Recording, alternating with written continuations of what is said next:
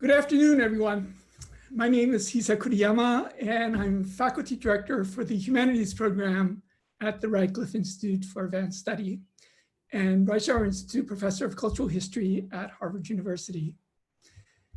It's my great pleasure to welcome you to the latest installment of our virtual Radcliffe discussion series, exploring issues of equity in the time of COVID.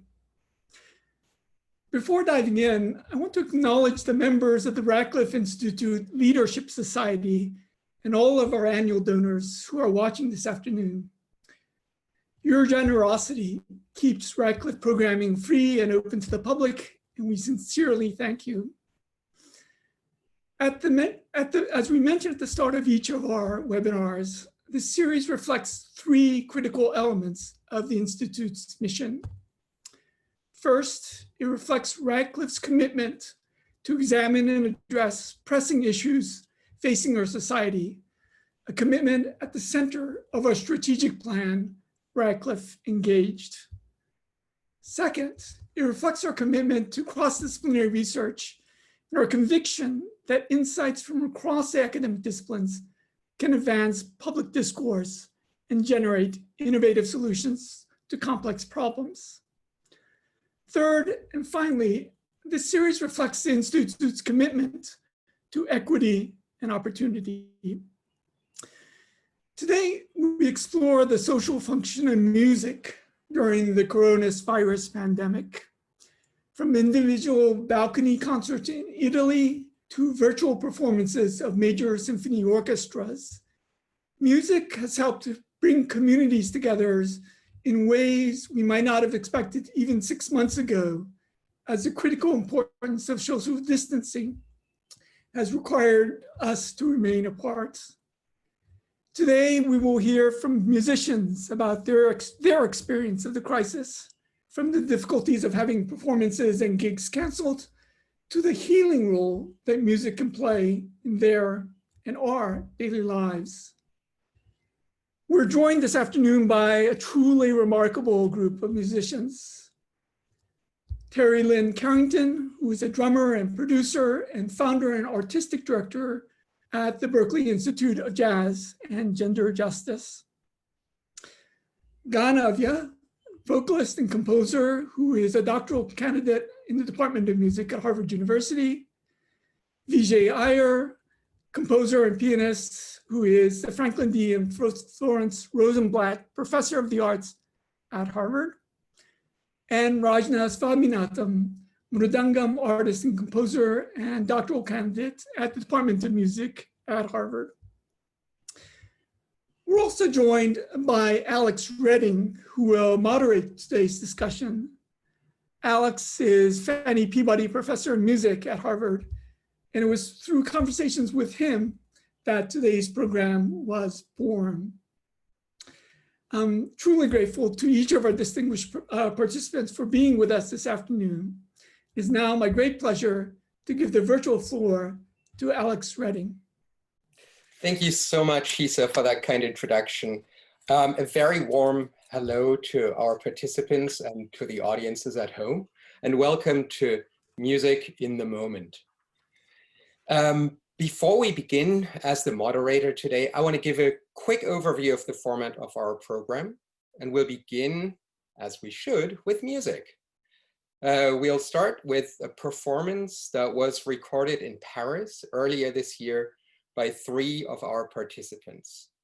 After that, I will moderate a discussion, a conversation among our 4 speakers, and then we'll have the joy of having a live performance by Rajna Swaminathan and Ganavya. After that, the group will respond to questions from the audience, and we'll close with a tiny desk performance by Terri Lyne Carrington and her colleagues. The program will conclude at 5:15. We encourage those watching today to use the Q&A feature on Zoom to submit their questions at any time throughout the program, and we'll respond to as many as we can. Thanks so much. And we'll begin now with a performance of Entrustment, which was recorded at ICAM, the festival Son d'Hiver in Paris, in France, on January 17th, 2020, with Vijay Iyer on the piano, Ganavya vocals, Rajna Swaminathan on the mrudangam, and Yosvani Terri on saxophone and percussion.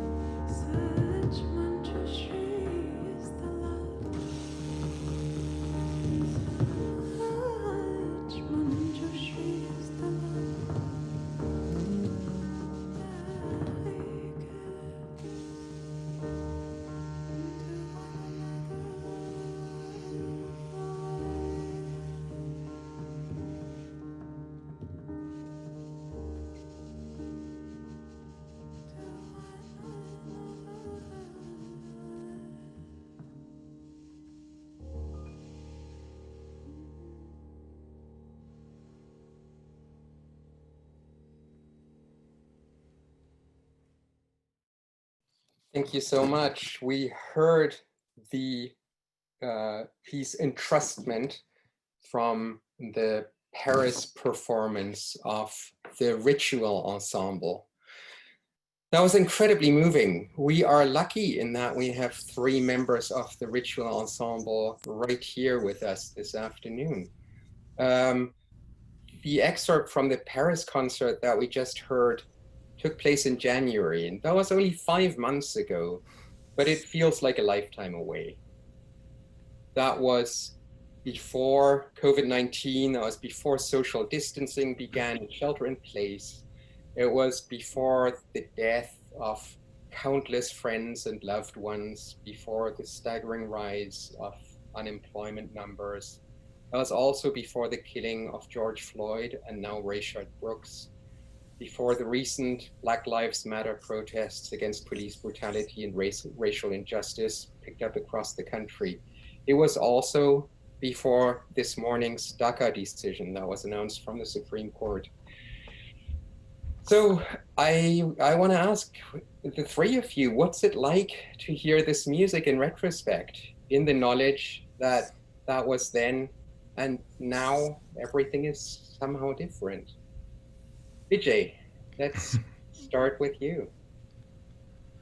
Oh, thanks. It's nice to be here with all of these dear friends.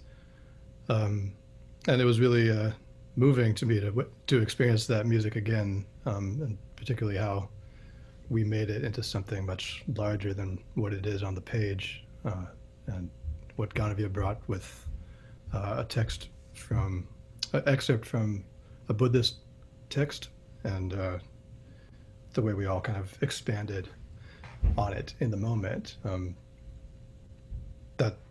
That kind of felt like I was right there again. And also just remembering what it was like to be able to get a haircut and basic things, and have a piano that's in tune and things like this that have been very difficult to manage lately. I guess, like, what I've been thinking about a lot lately, and as I've been sort of mostly sitting in this same room every day for about 18 hours every day, is, certainly as the pandemic set in and we started to witness what was happening, the sinking understanding that this is very much a political crisis. In fact, I'd say more than a natural one. And then, so that kind of brought on a sense of rage that was added to the sense of melancholy and anxiety that we've kind of been stewing in for months. And then to see how things have unfolded in the last few weeks, and to realize that basically this is all part of the same story. I think that to me has been the kind of heart of the matter. The way I've been making sense of it is to understand that this is all one story, not 2 or 3 that are overlapping. But to, basically, for example, the differential impact of the pandemic on different communities, and particularly a disproportionate impact on communities of color. And then understanding that those are the same communities that are aggrieved in this moment in the basic quest for recognition and human rights and most basic fundamental forms of justice. So to me, it just feels all connected. And so I guess I've been trying to make sense of all this over these 3 months that we've been locked up. Absolutely. Yeah. Ganavya and Rajna, I'd love to include you in the conversation as well. Do you have any memories from that particular concert that you would like to share with us? More broadly about how the COVID-19 situation has affected you.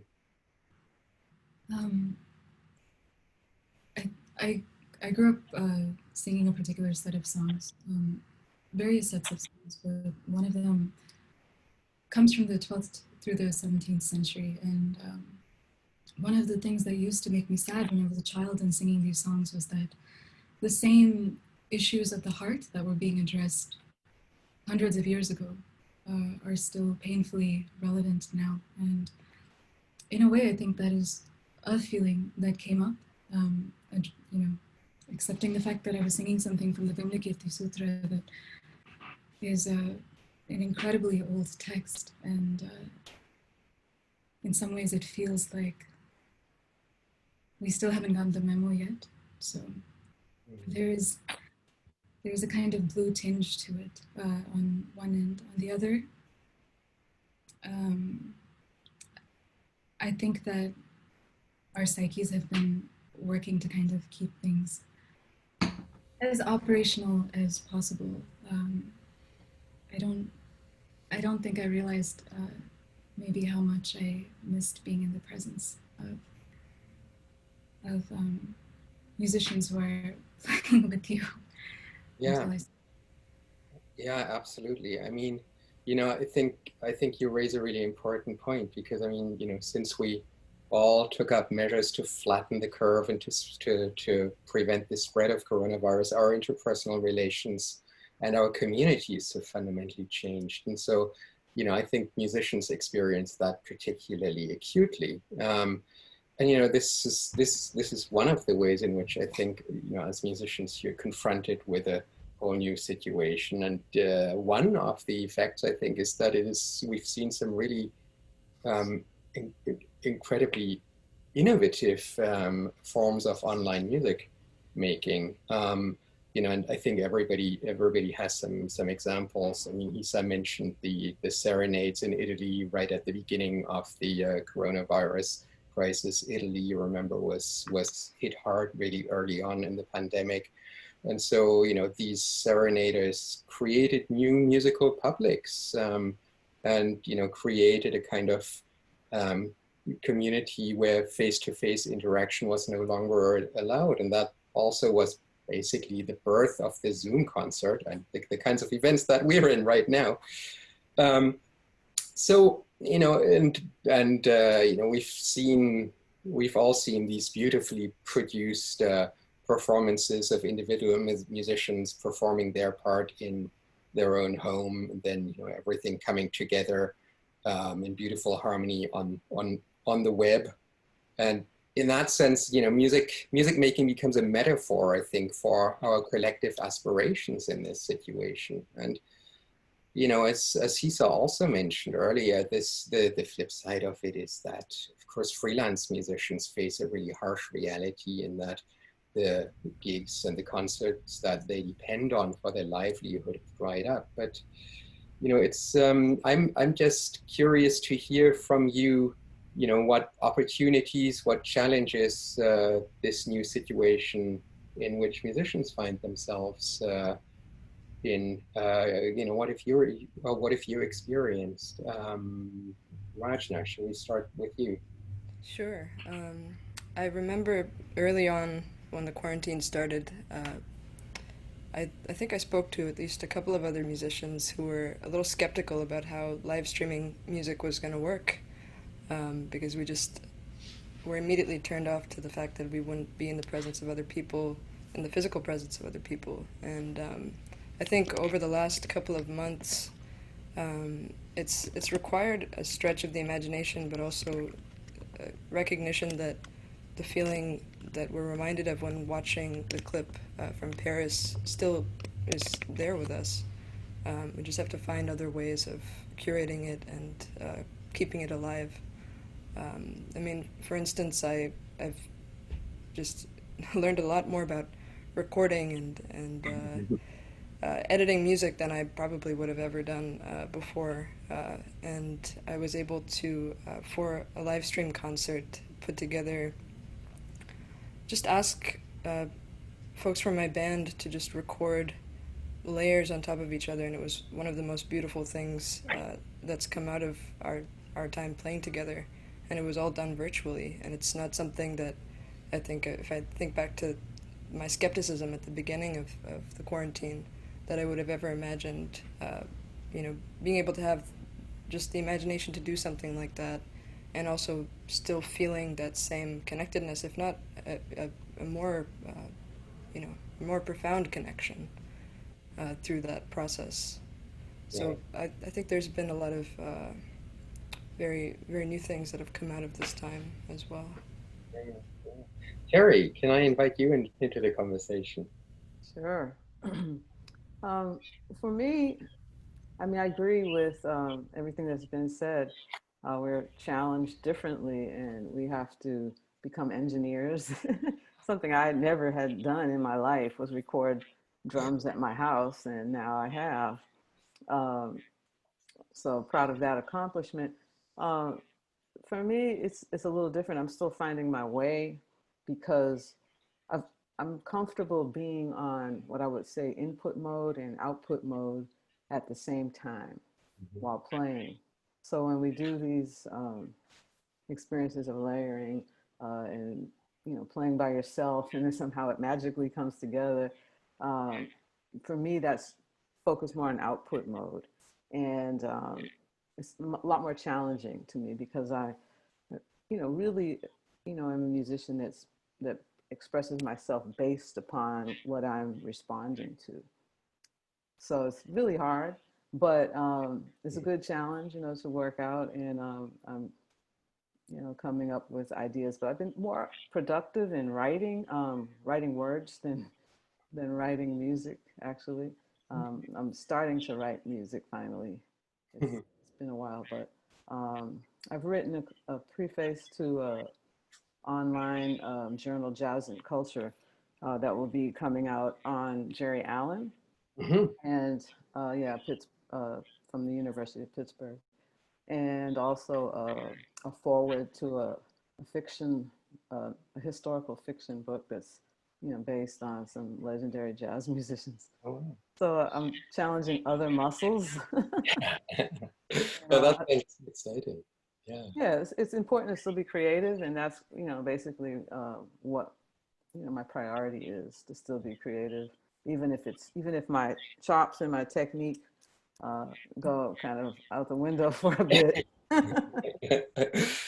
think the input-output categories are really useful for thinking about the role of music here. And I mean, one of the things that we were talking about quite a lot planning this this conversation was, the role of healing of music. That's so important during these difficult times. And and I think that is one of the reasons why we have so much music right now. And I mean, sometimes it's just something as basic as the repetition of the familiar, of recalling known melodies and rhythms, or associating specific memories with specific kinds of music. And I know, Ganavya, this is something that you've been thinking about a lot. Would you like to share some of your thoughts on music and healing during these times with us?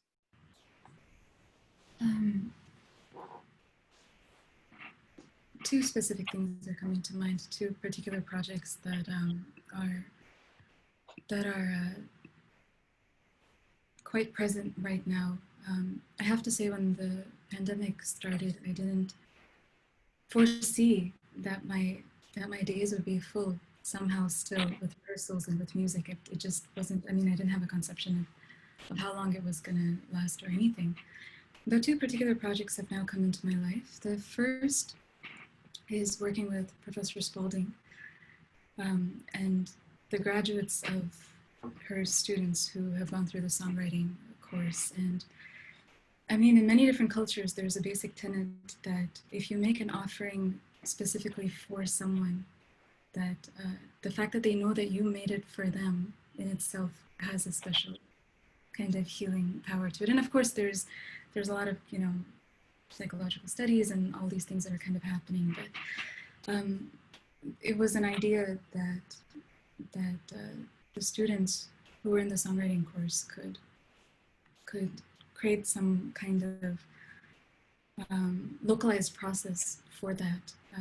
And I think part of that is also recognizing that now is not a time to pretend that you do not have healing powers as a musician. Now is not the time. And that was one of the most powerful conversations for me, is every single time any of these students would perform in class, it felt like I was being taught something unspeakably beautiful. Every single time. I would have to remind myself in some instances that in some cases they were 10 years younger than me, because there was such light and wisdom flowing through them.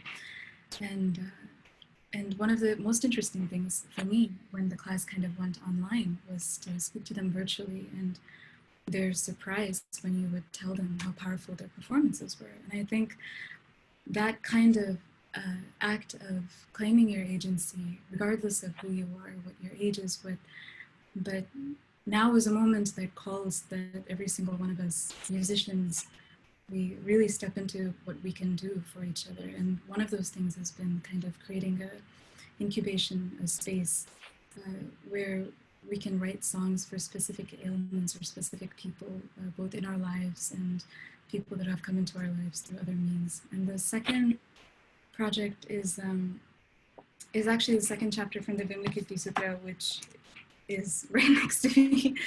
And I'm having these rehearsals with a director, Peter Sellers, with an A, and a dancer, Michael Schumacher, who's kind of beaming in from Amsterdam. I'm here in Cambridge, and Peter will beam in from Los Angeles. And we've been spending hours kind of reading the scripture, which is what we typically would do in a rehearsal, except now we can do it from the comfort of our living room. And that's another thing when I was seeing that video, was that also acknowledging that as musicians, I think we train to kind of, the honest phrase that's coming up is that you train to kind of almost beat up your body. You just accept it. And it's just part of, well, I can say that for me, it's just kind of part of the trade. And part of being a musician is not only learning your craft, but also learning how to survive this immense amount of travel. And in this kind of moment, it has forced us to look at the possibilities to still be able to perform with each other while we're at home. Yeah, absolutely. No, and I mean, I think the idea of giving music as a gift that you mentioned in your first example is just so incredibly powerful and important in these times. And I mean, this takes me to the next point where I think we all need healing after, the protests, after the killing of George Floyd and Rayshard Brooks, and before them, the many other African-American men and women who were killed at the hands of the police. And my own family lives in Washington, D.C. And when we went down to the protests with masks on and maintaining social distance whenever possible, I was just struck by how much music there was at the protests. And, there were whole blocks that were dancing the electric slide, and there were go-go parties in various parts of the city. And, let's just talk a little bit about how music and dancing can become an alternative form of protest and how it helps us shape communities, especially in the face of adversity and racial injustice. Terri, would you like to tell us a little bit about your experience here? Sure. I feel like sometimes artists are constantly trying to, find that connection with music and activism, and sometimes also wondering if what we're doing is enough. And I think, something we need to start thinking more about is how our art can actually speak about a different future, more than just reporting what's happening now and reporting what has happened, which, I think the majority of activist music does. So like if you think about something like prison abolition, that is not a reality yet. So if you create music with that in mind, you're actually projecting, ideas for the future. So I think it would be great for us to start thinking, even more, on that level. But, I think you also, we listen to a lot of music that was the soundtrack for civil rights era, civil rights movement. And I know there's going to be a lot of music coming out of this revolution. I see it as a revolution more than a movement. And I think it's, the thing that's making this so spectacular is the unity of the people that have decided to say enough is enough. And it reminds me about what Audre Lorde said, that we don't have to be identical to be unified. And this is the first time we've seen that you know, that kind of unity on this subject. Yeah. So it's kind of like, you know, people have been talking about it for a long time. And I was actually speaking today with Q-Tip, and he said something interesting. He said, "Yeah, y'all thought we were lying," and it just it hit me in a way like, wow, it's true. Like this moment, and it may be also, you know, partially because of the pandemic, and everybody was, you know, forced to be home and be a little more still and see what happened. I mean, thank God for the young woman that filmed it. I mean, she's a revolutionary hero. Yeah. But yeah, I think that music has a role. Sometimes we feel helpless, and I think, you know, we have to not judge our part, you know, in this movement, and not judge ourselves. I remember Angela Davis telling me that Nina Simone went to her while she was in prison and said, "What can I do?" And she didn't feel like she was doing it enough, which I could identify with.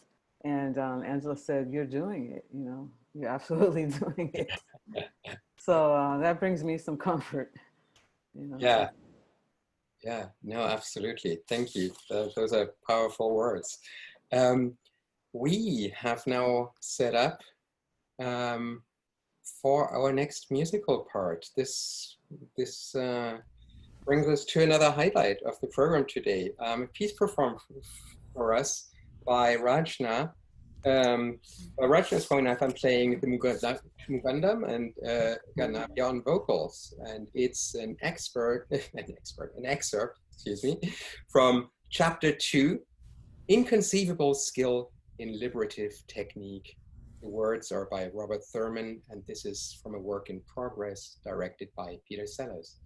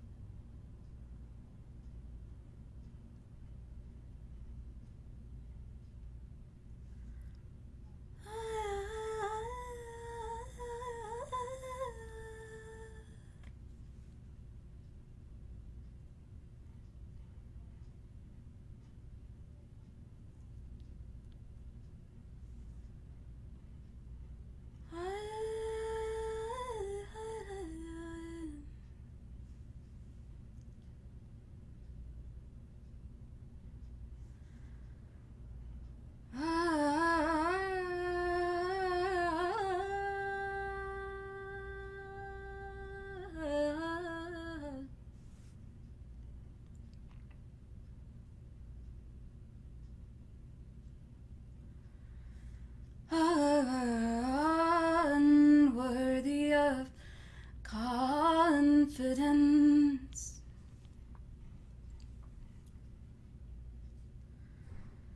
this body is so impermanent.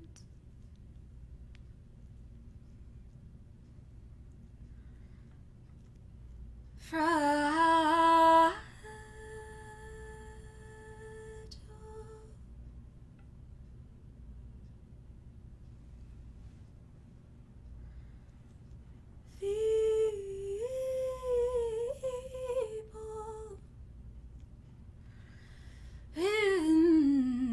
Insubstantial,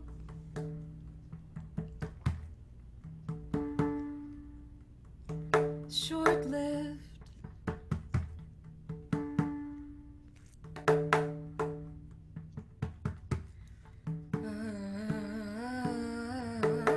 unworthy of confidence. This body is so impermanent.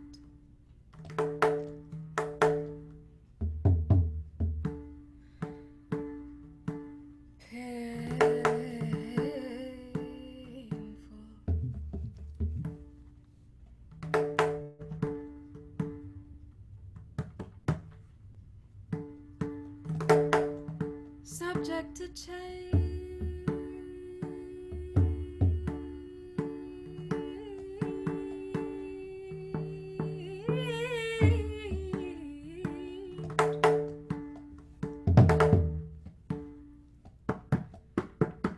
This body is so impermanent and worthy of confidence. Subject to change.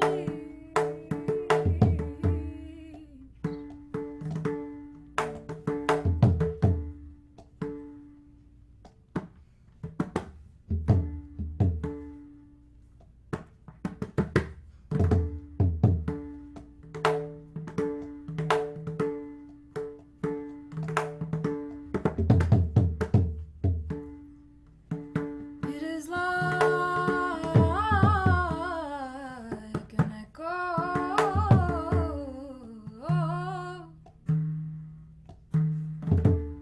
dependent on the source.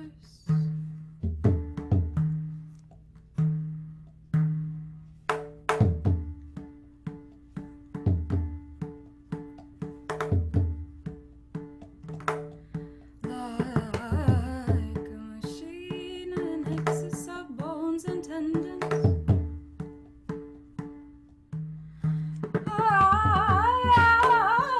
Unworthy of confidence.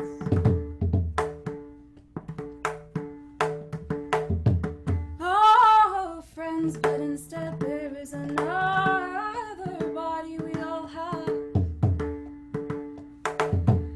It is born of gnosis. It is born of liberation, of meditation. This body is born of morality.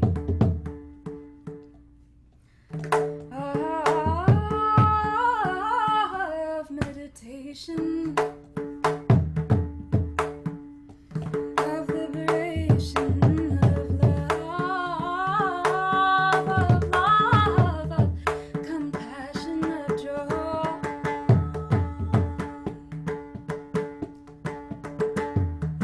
and impartiality. It is born of charity and discipline and self-control. It is born of concentration on liberation and meditation. It's born of learning and wisdom and liberative technique.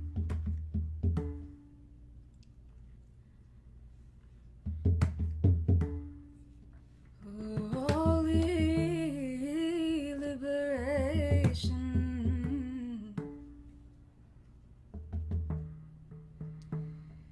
is the quality of all living things. Holy liberation, holy liberation is the equality of all living things. Holy liberation is the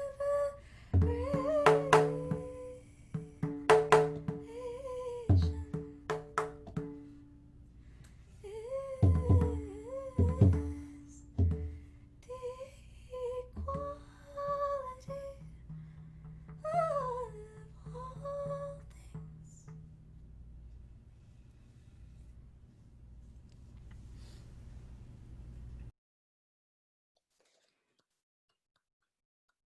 Bravo.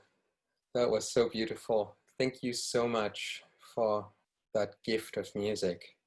We heard Rajna Swaminathan on the mrudangam and Ganavya on vocals in an excerpt from Chapter 2, Inconceivable Skill in Liberative Technique, words by Robert Thurman from a work in progress directed by Peter Sellers.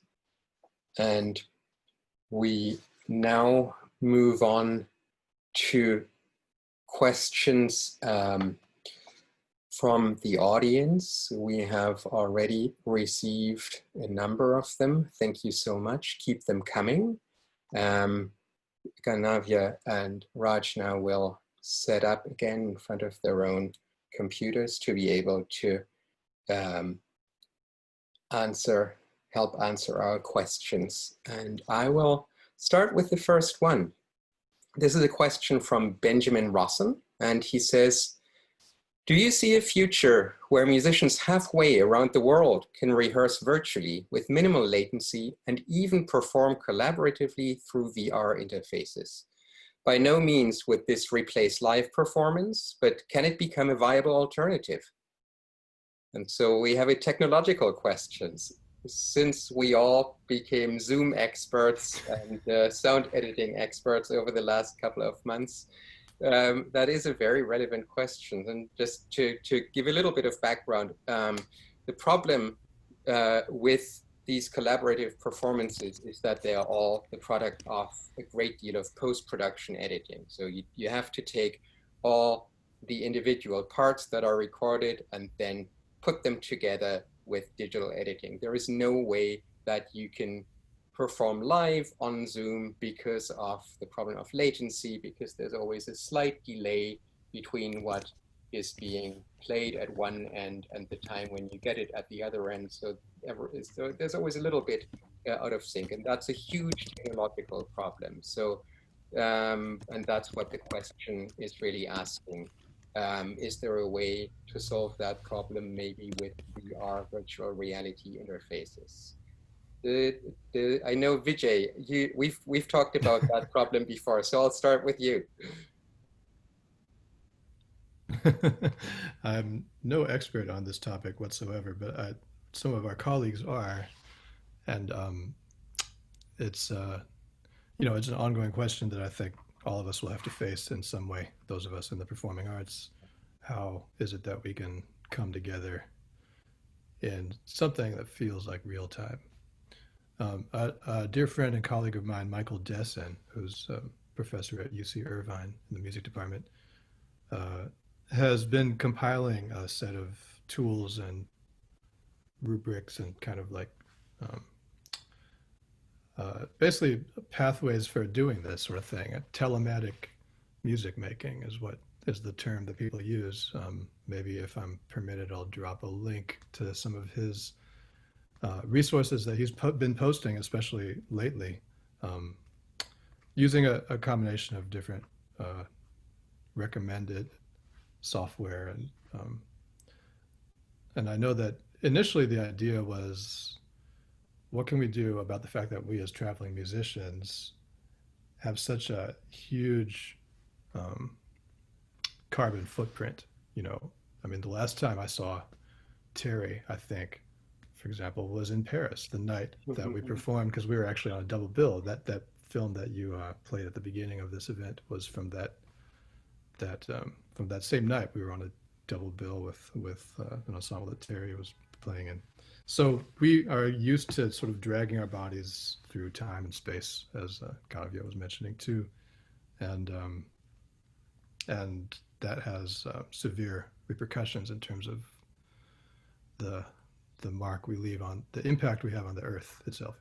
So the initial idea, I think, was to try to combat that. So what can we do from our own homes, or at least from institutions we might be affiliated with that have maybe better internet than, say, I do in my house right now in New York. So the idea was initially using Internet 2 technology, and these different programs. Jack Tripp is one of them, and Blue Jeans is the other. So use different protocols to kind of minimize the latency. The fact is that music making, like what it is that we do together in time and in rhythm in particular, is basically the state of the art of what the human body can accomplish in terms of what we can do together, what ensemble means, playing with a master drummer like Terri Lyne Carrington, or master percussionist like Rajna, or, working with Yosvani Terry, whom you saw earlier, or, making sounds with Ganavya. What we do together in time, it involves so much precision that the human body is actually capable of. And that's exactly what we start to lose as soon as we are not allowed to gather. But there are these resources that people have been developing, and they actually are not too bad. And even with the hardware and software that people tend to have at home, if you are privileged enough to have those things, it's possible to get pretty far with it. I think the pianist Dan Tepfer recently did a kind of proof of concept performance that was hosted by WBGO or NPR or something that with an ensemble of people who are all sort of sequestered in their own homes. So this is something that, and he was basically adopting the technology that Michael has been kind of advocating and developing. That sounds really interesting. Yeah, if you could put the link in the chat, yes, I shall, that would right be here. really great. I think that would be really appreciated by right our viewers. Our next question is also a practical question, this time about pedagogy, and this is from Jesse Metzler. He's a brass teacher, and he's asking, my students are mostly beginners who joined band at their schools. These days I record duets and solos with accompaniment for them to play, but I wonder if it's enough to keep them interested. What are your thoughts on how teachers of young students can encourage them to practice when there's no group for them to play with? Terri, let's ask you, do you have any thoughts on motivation in isolation? Well, for young students, if you're talking about high school or younger, that's a little harder, I think. What we did with our classes in our institute at Berklee was just started focusing on other things that are very important if you're trying to be a player, you know. So, you know, we had readings, we, you know, watched, you know, some film clips. We, you know, did some, like if some people may, you know, may need some training in certain areas, we would do that, or, you know, transcriptions, just various things that we were able to focus on that still contributes to them being a better player. But as far as young people, that's a harder nut to crack because, you know, there's different attention span and all that. You know, I think, you know, you have to figure out ways to make it fun and come to them on a bit on their terms, and their way of dealing with technology is different. My son has a music class, you know, it's part of his middle school, and the music teacher had them compose some music to a film. And I thought this was really interesting. Like, what are they going to do? So when I watched it, it was a program, I forget the name of it, just, you know, a site that you go on, and, you know, he could kind of draw the notes. He could see colors and what the notes were, and then, you know, draw these patterns. And I found that to be, you know, engaging for him. So I feel like, you know, you have to, you know, kind of dig deeply and find the things that will be more engaging for young people based on, you know, what their consensus is for, you know, their interest. So I don't think there's a specific way, you know, but or also, you know, some other kind of reward system. I think that with young people, that ends up being something that works. Some kind of reward if they practice. Yeah, exactly. Thanks so much. And Jesse, I mean, I'm impressed that you're recording duets and accompaniments for your students. I think that that's already a real service to your students. I hope they appreciate all the work that you're doing for them. Our next question is from Samantha Gilbert, and so this is a broader question. She says, "Thank you so much for offering your time and wisdom to speak about this matter. My question is about the nature of feedback, communication, and collaboration in musical improvisation. As improvisers, how has the current situation changed the way you think, feel, and experience improvisation, particularly with others? What changes need to be made in order for musicians and music scholars to be able to collaborate, innovate, and make music together in the future?" Rajna and Ganavya, since you just performed this for us, maybe this is something that one of you would like to take. Rajna, do you have any thoughts on improvisation? Sure. I mean, I'm lucky that I live with another improviser, so those opportunities to play together and make music together aren't completely lost. But I think what's actually been valuable about this time is a kind of opportunity to go inward to myself, which I don't often get the time to do that. And it's shed a lot of light on things I need to work on, and just things that I didn't actually attend to before and can attend better to, both in, I mean, this is just as a human being also, things that I can attend to better, but then also musically, how does that translate into music?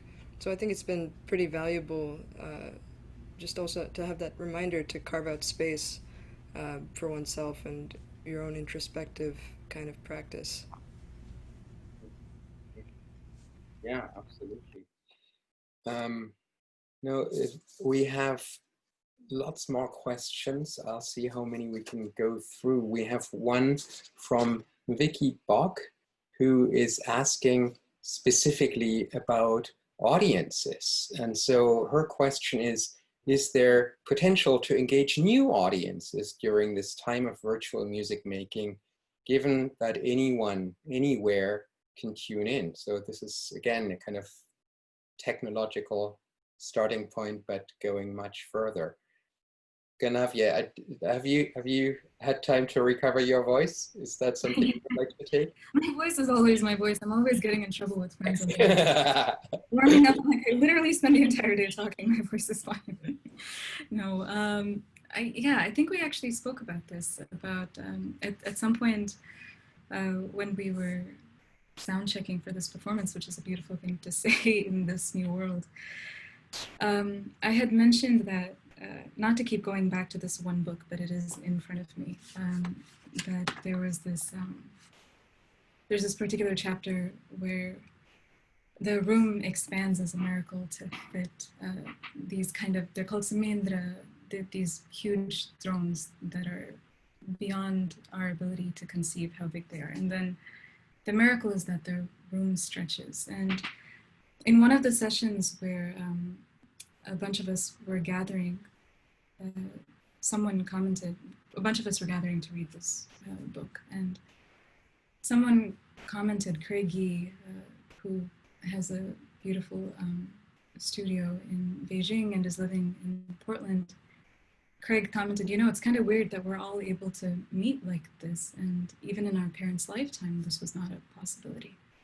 This is magic that did not exist 50 years ago. And I mean, even Rajna and I were talking about this before the performance, is that what just happened is stunning. There's 154 people that are looking at us right now. And this 50 years ago was magic. And you know, all the other things kind of feel small. The worries that we had about, is the microphone going to clip? Is this going to happen, or is that going to happen? Just kind of acknowledging that the capacity that we have now is continuously changing.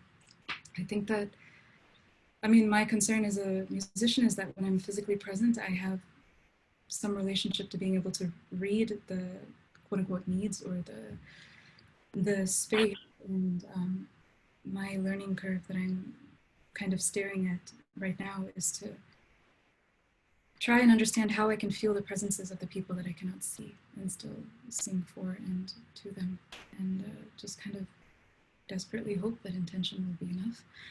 But I do think that we already know that, I mean, one of the concerts that we had in our living room, you know, my cousins from India had attended. That has never happened before. So, I mean, I think I think the answer is yes, there is a different capacity for audience, but I think the question for me is, what are we going to do with that responsibility? How are we going to handle it? Yeah, you raise a very good question. The next question is goes in a similar direction, but I think it's asking, you know, something related but slightly different, by Thomas Nordberg. He's asking, what would be some novel ways for artists to provide sustenance during the crisis? So that takes us back to our question of healing. And we have a couple more questions about this. So Vijay, would you field this question? Obviously, everybody can chime in. This is such an open question. What are some novel ways? I think, you know, we will all benefit from hearing all of you. Thanks for that question. You know, I was thinking about in both what Rajna and Ganavya shared musically a few minutes ago, and also rewatching that clip of ours from 5 months ago, the feeling of breathing together, which is something I experience often in performance. And I kind of felt it as just re-experiencing it there. And that doesn't just, that's not limited to who's on stage. It's actually the sort of feeling that you get when you're in a room full of people and you feel you actually do hear everyone exhale at the same time. I've had that experience many times in performance, and I remember it happening even that night. And that has a certain kind of, I think if like the ongoing question with music is, who are we? What do we mean by we or by us? Who are we including?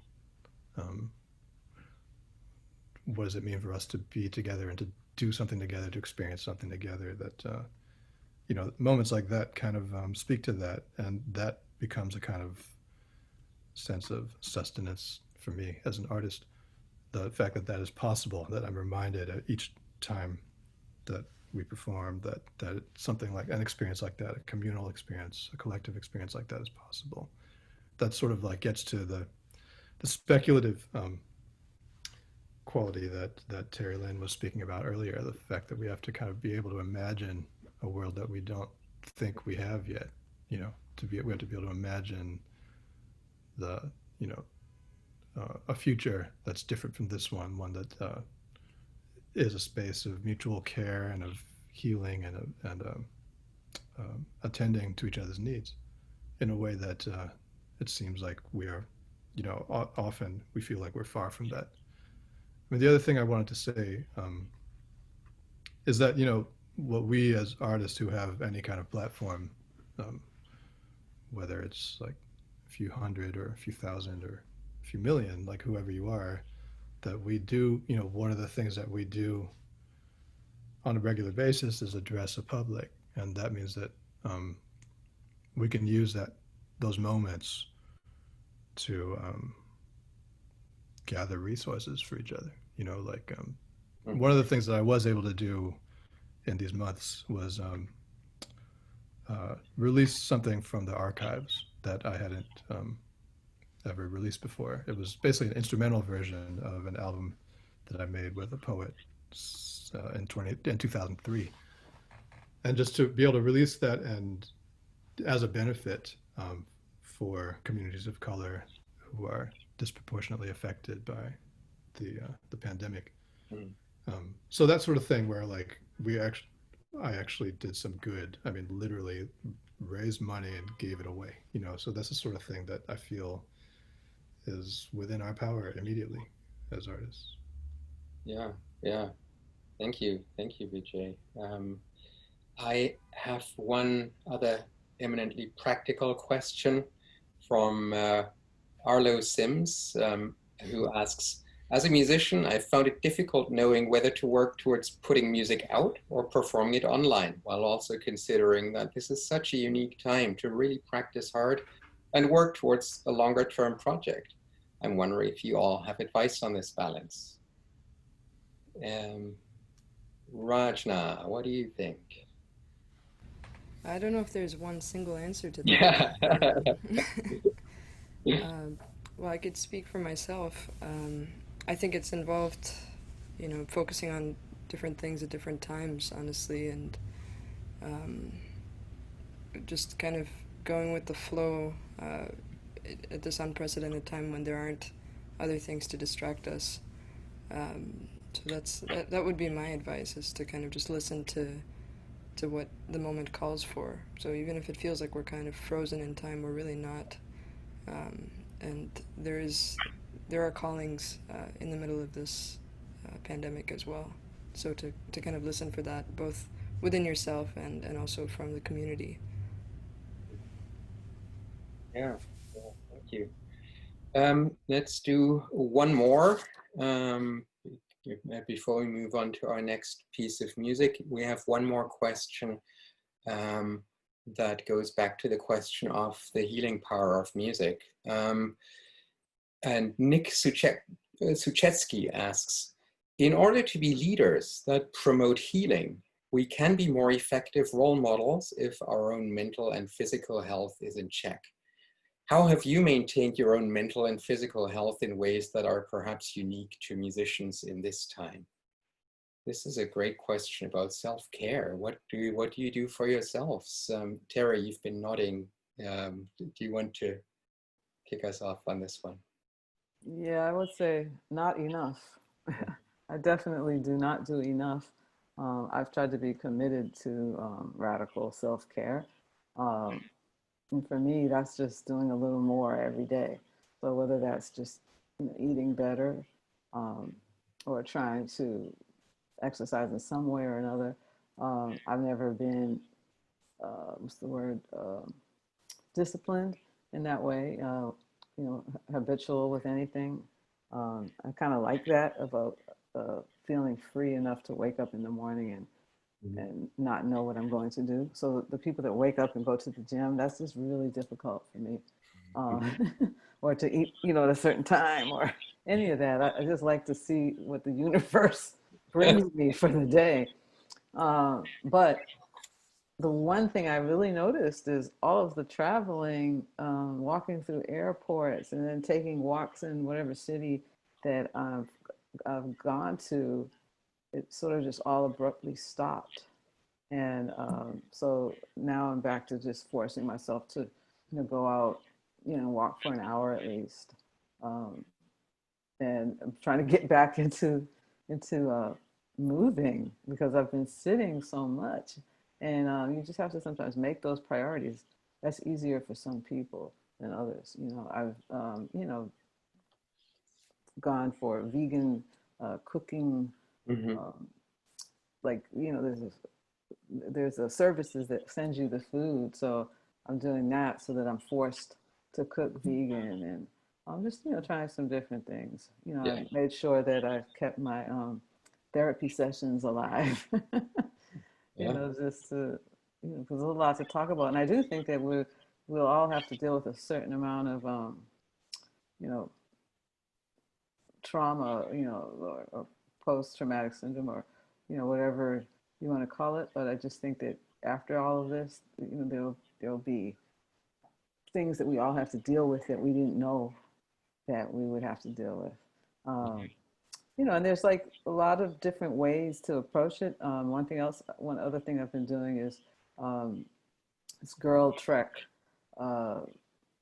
this group that, they walk every morning, they listen to recordings, podcasts of, Black history, or, you can find things that will also educate you while you exercise. Yeah. Well, that sounds perfect. And you've just given me the perfect segue for our final song, which is Bells Ring Loudly. And so I'm just curious if you could tell us a little more about the song and about that recording. It seems incredibly pertinent to our situation. That particular song, Bells Ring Loudly, it's from our latest CD called Waiting Game. And that song was one of the first songs that we wrote for the project, and became, for me, like set the tone of the whole project. Aaron Parks, came up with some music on the piano, and he called the song Bells, and immediately I felt like church bells, and I felt church bells that may ring, from a funeral, not a wedding. And I had recently watched the shooting of Philando Castile, who was murdered by the police. And I just immediately started writing a lyric that talked about that from the perspective of a loved one, or maybe possibly his girlfriend, who was in the back seat with her child when he was shot. And I think immediately when I watched that, as much as I felt for him, I felt for them as much. And I wanted to approach the song like, what would you say to the police officer that committed this murder? if you could say something to him, what would you say? And of course, you know, all the anger and all, you know, being angry and sad, that's one thing. But, you know, I was trying to think of it more like, I don't want to attack this person. I want to say something that will maybe touch their soul to think about, you know, this on a human level. Mm-hmm. You know? And I think that's what we all share, right? Humanity. Yeah. And that's the thing also about not playing live. Like, you know, like Vijay was saying too, it's kind of, it's difficult. I mean, I never thought about breathing, exhaling together, but the energy exchange is so much a part of it. And I really miss that. And I hope that there are, you know, in the future, we'll be able to do both, you know, these kinds of online performances and really go back to playing and breathing with the listeners as well. Yeah, thank you so much. And with this, we'll go to our last musical number, Bells Ring Loudly.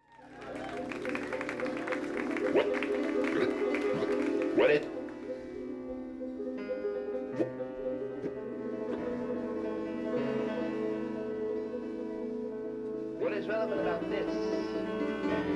What is unspoken by the subject? What is never said to the master? Well, having to deal with this reality was a very remote possibility. It was in no one's mind. When I was growing up, I was taught in American history books that Africa had no history, and neither did I. That I was a savage, about whom the less said the better, who had been saved by Europe and brought to America. And of course, I believed it. I didn't have much choice. Those are the only books there were. Everyone else seemed to agree. If you walk out of Harlem, ride out of Harlem, downtown, the world agrees. What you see is much bigger, cleaner, whiter, richer, safer. Where you are, they collect the garbage. People obviously pay their life insurance. The children are happy, safe. You're not. And you go back home. What is unspoken is a terrible thing. What is unspoken is a terrible thing. What is unspoken is a terrible thing. Bells, sirens swell, morphing into church bells, signaling another unjustifiable death. You took my love away from me.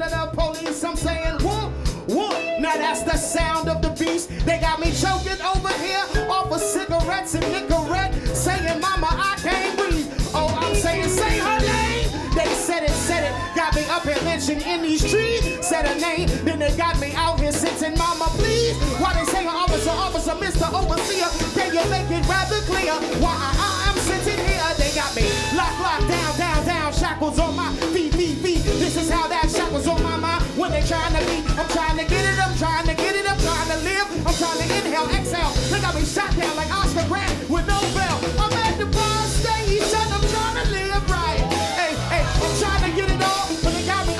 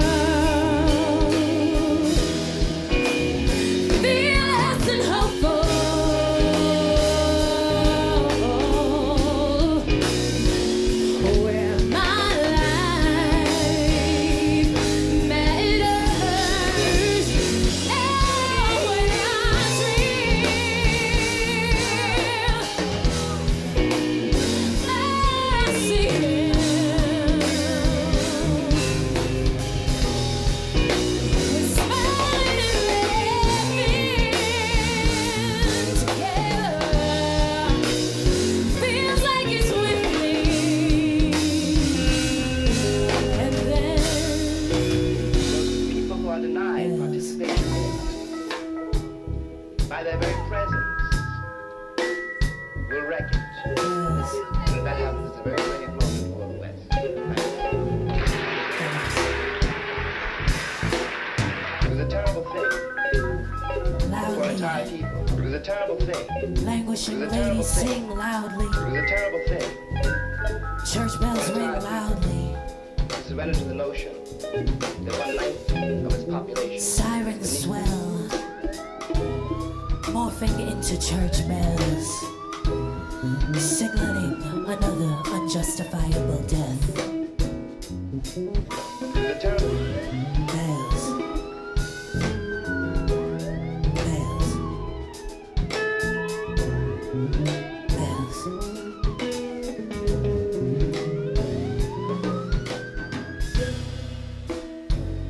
It was a terrible thing for an entire people to surrender to the notion that 1/9 of its population is beneath them. And until that moment, until the moment comes, when we, the American people, are able to accept the fact that I have to accept, for example, that my ancestors are both white and black, that on that continent we are trying to forge a new identity for which we need each other, and that I am not a ward of America. I am not an object of missionary charity. I am one of the people who built the country. Thank you so much. That was incredibly powerful. Thank you, everybody, all our speakers, Terri Lyne, Vijay, Rajna, and Ganavya. Thank you so much for participating in our program, and thank you for the music, and thank you for your wisdom, and thank you for all that you do every day. And I also want to thank our audience, and specifically for the terrific questions that so many of you asked. And I hope you'll be able to join us in Radcliffe's future virtual programs on decarceration and COVID-19, which will take place on June 23rd, and another one on COVID and LGBTQ communities on June 26th, and on police violence in communities of color on June 29th. Further information about all these programs can be found at radcliffe@harvard.edu, and we hope to see you then. Thank you all. Goodbye.